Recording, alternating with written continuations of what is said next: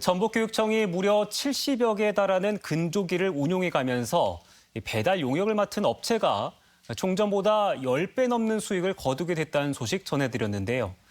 장례식장에 미리 가져다 놓는 경우도 많았지만 마치 먼 곳에서 직접 배달된 것처럼 수수료가 책정되기도 한 것으로 드러났습니다.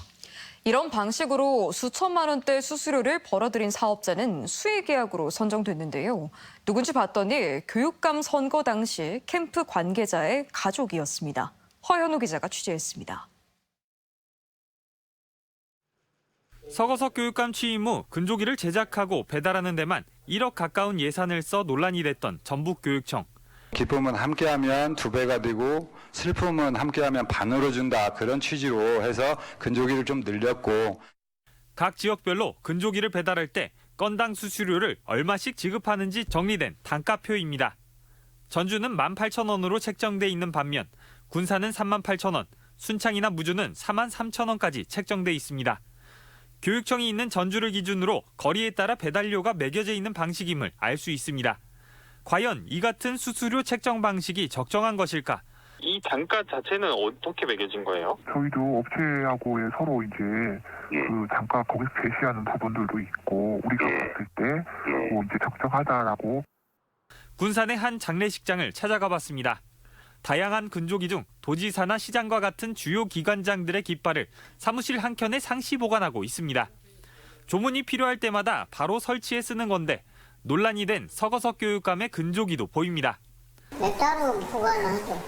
고정적으로 나가는 기관들은 각 장례식장마다 하나씩 있고. 가지고 있다가 그러면 장례가 있으면 연락이 와요. 그러니까 누군가 장례식장에 보관돼 있는 근조기함을 꺼내 빈소에 설치하기만 하면 용역업체는 마치 전주에서 배달된 양 건당 38,000원을 챙길 수 있는 겁니다. 문제의 근조기 배달업체에서도 이 같은 대리 설치가 있었다는 점은 부인하지 않습니다. 한 60~70%는 가요. 이제 큰 데는 이제 좀 자주 나오니까 하나씩 이제 아는 노인네한테 이제 아는 분한테 급할 땐 좀 맡겨놓고 이러는 경우 좀 많아요. 수천만 원의 예산을 들여 교육청이 제작해 업체에 맡긴 근조기는 모두 75개.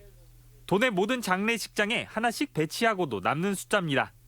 이를 미천 삼아 서교육감 임기 2년간 업체 2곳이 벌어들인 수익은 4,400여만 원. 전임 교육감 시절 2년보다 10배가 넘습니다.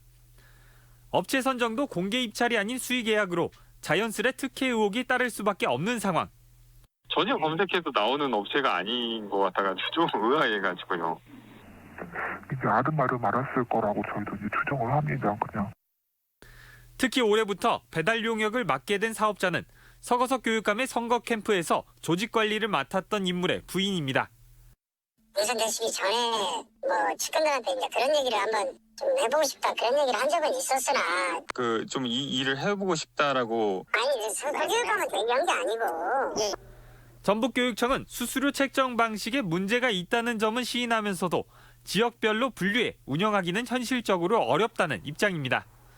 또 수의계약 당시에는 해당 사업자가 선거 캠프 관계자임을 몰랐다면서도 다만 논란이 있다는 이유로 이달 초 업체를 변경했다고 밝혔습니다. MBC 뉴스 허연호입니다.